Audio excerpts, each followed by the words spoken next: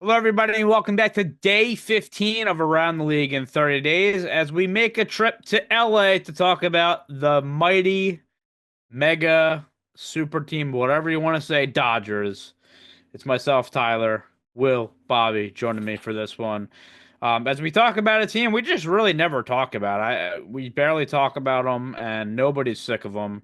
But hey, we're halfway through, guys. We're halfway through We Around the are League in halfway 30 through. days, so that feels It good. has been a grueler. I hope somebody out there is enjoying what we're putting out. Appreciates this. By the way, I don't think I've said this yet. I haven't had an opportunity to bring this up, but shout out MLB Network for completely stealing our idea because they did 30 teams in Yeah, 15 days is what they were yeah. running with Oh, what are they lately. making? The big shots? What Well, are yeah, they? The big what do you shots? think you are, MLB Network? I mean, like we've been planning so hard for this. What did you do? Oh You just boy. had your intern gather the notes and give it to Pedro Martinez, who every once in a while shows up at the studio. Good for you guys. So Who happy came for you. first? The MLB or us? The answer's us. The answer's Uh, us. So if you want true, real baseball analysis, you subscribe to Big League Breakdowns. That's just the end of it.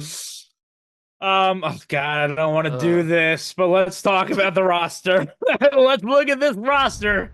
It's unbelievable. Shohei Ohtani, Mookie Betts, Freddie Freeman. Hello, how you doing? You Oscar should have put right-handed Hernandez. pitcher Shohei Ohtani up there Yeah, instead of designated hitter. you should have. Max I actually Muncy should have put at his picture third. for both graphics. That would have been good, actually. Yes. That'd have been good. Uh, So just picture instead of Blake Snell, who was on the next graphic, it's actually Shohei Ohtani. spoilers, God. It's the same picture. Will Smith at catcher once again. Michael Conforto comes in because they definitely needed a guy like him in the outfield. Tommy Edman, Hai Sung Kim comes over and is the new second baseman in LA. Same bench as usual. Austin Barnes still there. Miguel Rojas, Chris Taylor. I mean, the team is The one thing that the didn't same. change is the bench. Yeah, that's true. The bench should stay the same. I mean, Chris Taylor has been the bench utility guy of all time. I'll say that. All right, let's look at this disgusting piece of work. This is the rotate. I mean, this is silly. Yamamoto at the top, Blake Snell, Tyler Glasnow, Roki Sasaki also comes over from their farm system, aka The farm Japan. system. Tony Gonsolin at the 5 spot. I don't know. Let's just add Tanner Scott and Kirby Yates to the bullpen. Why not? Not on this list, by the way. Yeah, Shohei Ohtani. So Or it, Evan Phillips or it's Michael ridiculous. Kopech or Yeah, everything else that yeah. makes I him mean, stupid. Clayton Kershaw, Ellen Phillips, Kopech, Stone, Bobby Miller, Emmett Sheehan, Gratterall, River Ryan, all guys that are hurt. And guess what? It doesn't matter. It does not matter. Is Kershaw not retiring purely because he's like, I can sit 90% of a season and get a World Series ring with this Yeah, squad every year now? basically. I mean, Honestly, I get $1 that, million to not play and I end the year with a Anthony ring. Rendon really chose the wrong LA team. If he was going to be hurt and sit out, and he could just get a ring in the process, Well, the let's Angels be were definitely honest. not that He team. actually chose the right team because not only did he join Mike Trout, he joined Shohei Ohtani. And then they let Shohei go because they couldn't do anything with him. He made the right choice and everything went wrong. You know I what? mean, You know what? You know what? The Dodgers only exist because Anthony Rendon's karma ends up making it so that Shohei Ohtani leaves the Angels and goes to the Dodgers. That's the reason this whole thing is a problem. So, in other words, It's Anthony all Rendon made this Rendon's fault. happen. Yeah, this is God, all man. Rendon's fault. It's just so frustrating because you look like they. It feels like they have the most injuries out of every team. And again, it matters this much. Zero. It doesn't matter. They still have the best roster Not on anymore the this year. planet. On the planet. It's just absolutely insane. I mean, injury matters if you don't have depth. The problem is for everyone else, they have like 9 pitchers, so while they at least starters, so this way you can have all these injuries, depth. and you're just going back. The only way it's going to be to beat their pitching is to hope that their injury-prone pitching staff has like all of them like, on the injured list at like the same time. Dude, like Dustin May was a top prospect, and he's like their 10th starting pitcher. So they said, "Hey, you got to go to the bullpen, my man." He'll probably like, get traded. Let's be honest. Like it's absolutely we, insane. Can we agree that throughout this episode, I know we don't necessarily use the word platoon to describe like the pitching staff, but can we instead of using the word platoon, just use armada? Like because that is really the only way to describe how this I is bet going to you're go. going to say having a platoon pitching staff, because that's kind of what they have. That is kind of what they have. They could basically just put someone either in the bullpen or just not have them play. It's insane. But when Ohtani comes around, it's going to be interesting. I mean, our first topic is, how does this team not win the World Series in 2025? They did it in 24. Their projected win total is 103 by Pacoda, which is kind of low, but also they only had, what, 98? 97, 98 last year? 98. We That should have seems- looked into what's that the seems highest low. win total that Pacoda has ever projected for a team. We I should feel look like into that. I feel like they're very stingy going over 100, and maybe it's coming off of last That's year. what I'm thinking. Yeah. I mean, last year there wasn't a team over 100, but goodness gracious. Yeah. Well, go off. How does this team not win this year? Having some hope. The Padres were close last year. Let's also remember that. They were within one game twice in the NLDS of beating the Dodgers. Their offense just went silent against the Dodgers pitching in the last couple games.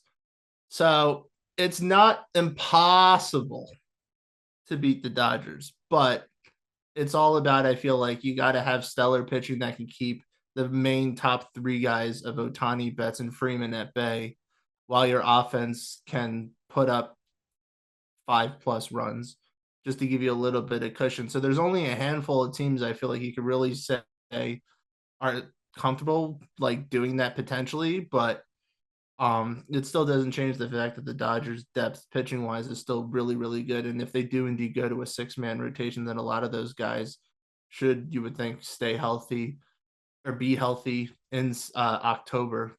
I would think like Sasaki, Yamamoto, and Ohtani as he comes back from the injury would be the ones who benefit the most from a 6-man rotation. But someone like Snell that hasn't pitched more than 180 games could also 180 really games. Holy Sorry, shit. 100. Well, I mean, let's see. How many games has he pitched in his career? I don't know, Maybe. but I can't say 180 my skin games on in that his one. 180 innings pitched.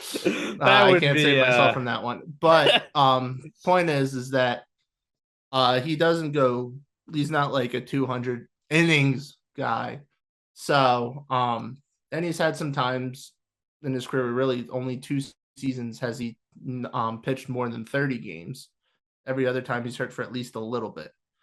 But I mean, if everyone can stick with that 6-man rotation, at least idea I think they're going to go with once Ohtani gets back, then you really just need to have hope that your pitching is stellar for a few games to keep them down. That and injury bugs.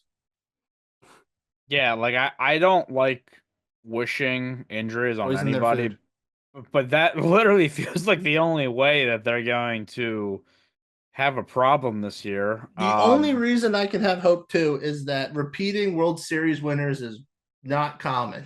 Yeah, And teams with the best records don't tend to win the World Series that much, at least in the last 20 or 30 years. So you got to be like, all right, if they're going to have the best record in baseball every year, hopefully that means that they're just going to fall into the trap of, you know, they have the best record and then they get beat by some team that's a 6 or a 5 seed that gets hot at the right time. But I mean, I guess there is a chance that they'd have to play an NL East team in their first round of the playoffs, which maybe gives you some hope. But bro, I mean, they just have depth on depth. Well, you on don't depth. have faith that the Reds are going to be the team to dethrone. And Reds led by Terry Francona. The only way the Reds are going to make the playoffs is through the division. I literally think their path is easier through the division. But dude, like, all right, so their bench has been like the same 4 guys for a decade. It feels like Barnes, Rojas, Taylor, and like Hernandez. But then I was like looking, I was like, dude, where's Andy Pages? Like he's back in the minors apparently per like the depth chart. James Outman, Eddie Rosario. That's only the outfielders that they have for depth. Like it's silly. This is so dumb, man. Like Michael Chavis. All right, I'm going to bring it back a little bit to how if you're going to beat them, I do think it's through the lineup, and it's a lot more. There's more potential there to take it down than I think you feel like. Top of the order, like I said, you're going through Ohtani, Betts, and Freeman. That's a hell of a punch. After that, there are players that have had really good seasons. There are but a lot of those players have had iffy seasons. Teoscar Hernandez had a great comeback season last year after spending time in Seattle, which we all know is every hitter's favorite ballpark to hit in. Mm-hmm. But I mean, he's not quite on the tier of a Mookie Betts or a Freddie Freeman, and he has shown that he could be more of a 240, 20s home runs type of guy. Max Muncy's strength is that he hits home runs and he walks because his average is going to be around 200 or it's going to be lower. He's also not the best defender in the world. Will Smith's been more of a 250s, mid to upper teens in home runs, so he's kind of like JT Realmuto is nowadays. Tommy Edman, postseason hero, regular season average player, but he can play everywhere. And Hai-Sung Kim is coming over from Japan, so you don't know what type of adjustment he's going to make. And he's not a power guy to begin with, so you're probably seeing more of a 270 type of guy at best for his first season. You can beat the offense. You can beat the pitching. The pitching is the main thing that I feel like will hold them down because there are so many people that have the capabilities of being aces. But the best way to try to beat the Dodgers, I guess, is if you're in the division, you want to attack them early before they get Shohei back, before everyone gets kind of settled. Gotta hope that Sasaki struggles to adapt in his first season. And you hope that Blake Snell is having one of his off years where his ERA is over 4. So, but it's doable, but they're going to win 100 games as a team, I feel like. And if they don't, then something went wrong. Yeah, I mean, I think what you're saying is basically what everybody's saying last year. It's like, all right, if you can get through the first 4 guys, like, you have a chance. But then even in the playoffs, like Tommy Edman was amazing in the playoffs, and people step up when it comes to a 5-game series. yeah, I mean, here's the thing: they're gonna make the playoffs. There's no doubt about it. They're gonna win the division. They've done it for a million years. So then it's like, how do you beat them in the I forgot Michael playoffs? Conforto with my lineup analysis. Oh yeah, he hasn't reestablished himself yet. All right, the end. Yeah, I mean, it's just like that. So you gotta He's forgettable. That's you my gotta find a analysis. way to beat these guys in the playoffs, and it's like they just find a way. I'm so disgusted about talking about this team. Let's move on to the pitching staff though, because you're talking about a staff that like could be like the greatest 5, 6 man of all time. And as you said, you can maybe beat the lineup, but this this pitching staff is a joke. I mean, their 5th guy is like could be Sasaki when Otani comes back. Like it's absolutely insane. So I mean, what do you make of it? What I make of it is that I trust more in Otani and Snell right now more than anyone else. Yamamoto, since he's had a year under his belt, he had an ERA of 3 in 18 games. He's better acquainted now with what a full season is like, and he truly got the full season between spring training and going the full length in the postseason. He's probably going to be your 3rd best pitcher this season, regardless of where he's in rotation, which is insane. But Glasnow, I always like Glasnow, but he's never had the most consistent stuff. Like even last year, he had a whip of around 1, and may have even finished under 1. He gave up a lot of home runs and had an ERA in the mid 3s in the years that he was his best. He could never stay healthy. So he's someone that I feel like he absolutely takes your rotation to the next level when he's in it, but he has to be healthy to do it. Sasaki, I'm going to say the same thing I said about Yamamoto last year, and the same thing I keep saying anytime there's a new player from Japan that comes over to the MLB. Regardless of what they did in Japan, they might do really well. There's going to be some type of an injury that's going to potentially hinder them or stop them from being great in their first season. You can look at Yamamoto last year. You can look back at Masahiro Tanaka when he joined the Yankees, and he was the big name. You could even look back at Yu Darvish, who had an injury near the end of his first season. Something's gonna happen, and so the question is it going to be something that happens early enough in the season that he can return back for the postseason, or will it bite the bug later on and it hinders what they have in the postseason? Then you have Gonsolin coming back from Tommy John surgery, not pitching at all last year. So um, the top three is the main thing that is really what's going to be insane, and that's what they would need in the postseason. I mean, there's going to be, I guess, some question with Otani coming back because obviously he came back from Tommy John surgery again, and we don't really know what he did last time, truthfully, because he came back during COVID. He only had 2 starts. He only pitched an inning and 2/3, and his ERA was over 37. Glorious numbers in an ideal situation. So, but I mean, as long as they can get 5 innings and 2-run ball out of these guys, they're going to go to the bullpen a lot. As long as they have all these potential starters starting options, you're gonna have a lot of long men in the bullpen between May and Neck or Sheehan or whoever when they come back. I mean, I don't know what the record is for for like team ERA in a season, but they might contend for that because No, this is. I no, mean, you're gonna have. You don't think? I mean, I really think. I look at the rotation. I'm like, this is like they're going to be it. really good compared to everyone else, but I feel like they're still in the end going to have a season where their team ERA is probably like 3.3 something or whatever. Like I the mean, I best the think last you. year or two was 3.5 or 3.7. I guess you look at Sasaki as a question mark now, which I get, but I'm like, I guess I'm basing it off of like how good I think he can be, and I'm like, dude, like I could see like multiple guys under a 3 ERA on this team. I really could. And it's just scary. Like you just playing these guys any day of the week is gonna suck because it's like, oh well, we don't have to face Shohei or Snell, but we still gotta face Tyler Glass now, who's like would be like a 2 or 3, maybe an ace on any other team. So like, it's just You're just salty that the Pirates gave him up. in the worst trade in MLB history. Yeah, I'm a little bit salty about that.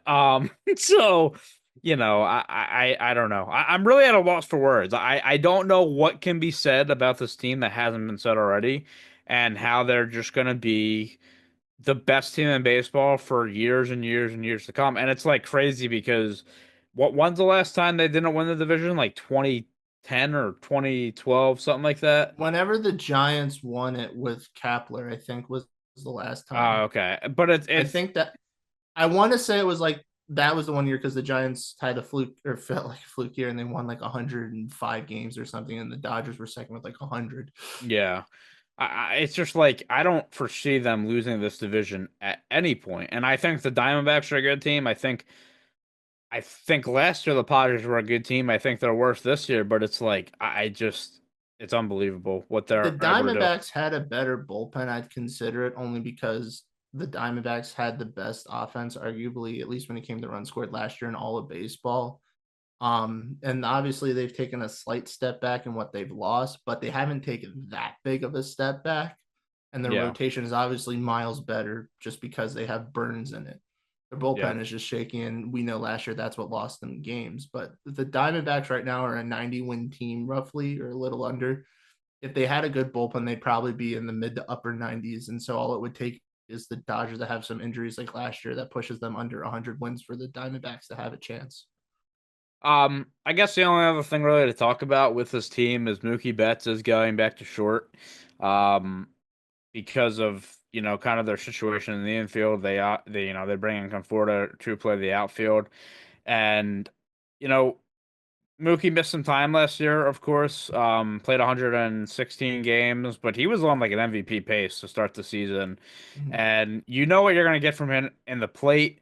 I mean, do you think? I think people in the past have made a big deal about him playing short because short is such an important position. But this guy's an athlete, and do you see him taking a step back in any aspect, really? I mean, the way I view him as a shortstop is he's a great athlete. He's got a lot of speed, good reflexes, good baseball instincts. So he's going to get to a lot of baseballs. He will commit some errors, it seems like. In his career, he's played in 81 games at short and he's given up 12 errors. So it might not be completely unheard of to think that he'll have close to 20 errors this season, but good leader, very vocal. So he's going to fill all the needs they truly need at shortstop. and his bat will make up for whatever errors he will make. Yeah, I mean that's the thing too, right? Like he's still going to be an MVP in at the plate, and uh if he plays a full season, I could definitely see him, I mean it doesn't matter. They're going to have MVP candidates all over the place. So it doesn't really matter. I was going to say I'd actually consider him to be like one of the favorites, but Sasaki's there for like it's sickening how good this team is. It really is. And On paper. on paper, of course, but like Because it's of On potential. just paper, everywhere, on MLB The Show, Yeah. on every projection metric, on Yeah, I know. I'm And still just paper, spring digital paper. training but- and the regular season and then basically every stage of the postseason. Yeah, look, they're a fine team. I'm just tired of it, man. I'm tired of talking about them. Bold So with prediction: that- they're going to lose in the championship series this season. to Whoever gets to it, not getting back to Okay. the World Series. Wait, hold on. Now we got to expand on this because our team is in that conference. Who I mean, who it is could be the beating Phillies, it them could be in the- whoever. I'm going to say whoever the Dodgers get back to the championship series. I but mean, the whoever Mets they- gave him a good they- run last year. And the Mets issue was that there were holes in their pitching, and they were the Dodgers were the first team that kind of took advantage of it. Yeah. I mean, the two near the end, when you take the two New York teams, you could argue that fundamentals kind of were lacking a little bit in some areas, and the Dodgers just stayed true to their game and played through it. But I mean, like I said, at the beginning of the playoffs for the Dodgers in the division series, they were one game away twice from losing to the Padres. And the Padres, for a lot of that series, kind of felt like they had the Dodgers names. It was just that there's maybe some questions regarding whether Cease should have pitched his second game because he did so bad in his first game in the series, and the offense just flat out did not show up for the last two games. So you can't win games if you don't score, regardless of what your pitching does. So it's the funniest thing was probably the easiest situation for them was the World Series versus the Yankees, a team that ran themselves out of situations and weren't always the best when it came to defense.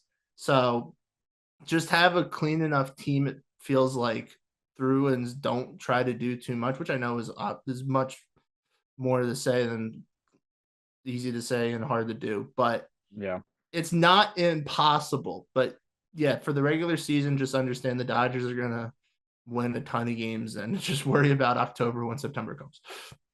I have a quick Dodgers- question before we completely wrap this up here. I have a quick I question. hate questions. You know how when the Luka trade happened that like people went to 2K and couldn't make the trade because it was so unfair like in the Oh, game. boy.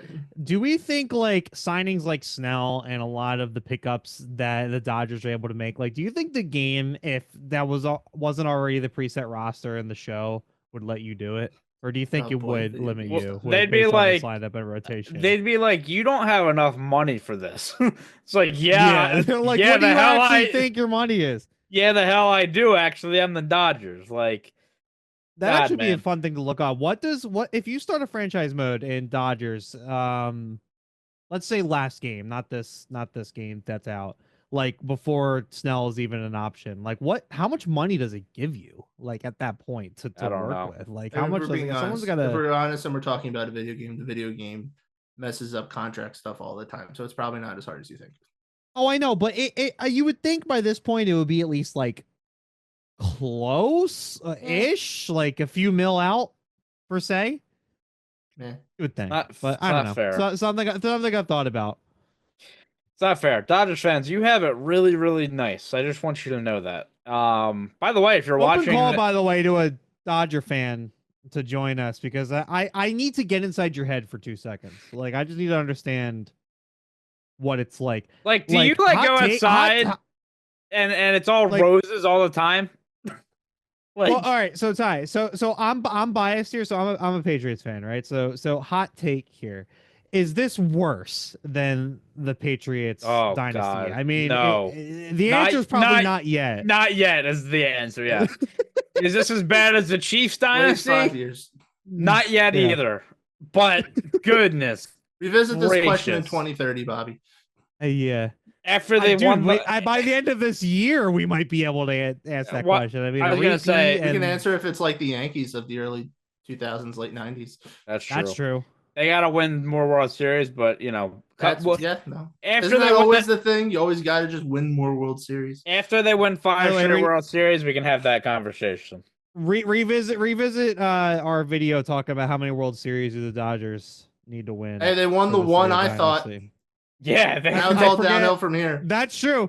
I forget what episode that is, but go look it up. You'll find it. yeah, it's like one of our first episodes when we actually are talking about Yeah, it was pretty baseball. early. Before like football and hockey thing we were talking. By the way, if Yeah. you're watching this episode close to its release, happy not opening day, but opening baseball. I think this comes out like 3 or 4 Like the days week before of the Dodgers and the Cubs Dodgers games. Cubs. So we will have Major League Baseball when you see this. We're still a couple weeks out Soon. as recording, but yeah, I mean we're closing in, and again for us halfway done here. With our Around the League in 30 Days. If you want to follow us on Twitter, you can follow us at BL_breakdowns, Big League Breakdowns everywhere else. Make sure to like the video if you liked it. Subscribe to the channel for more content and more Around the League in 30 Days. And then, of course, regular season right around the corner. We'll be having a bunch of stuff for that as well. But until next time, we're going to Miami for day 16. Oh, what a contrast in teams we just had. Until then, we will see you next time. Wear your seatbelt because man, the season's gonna suck again.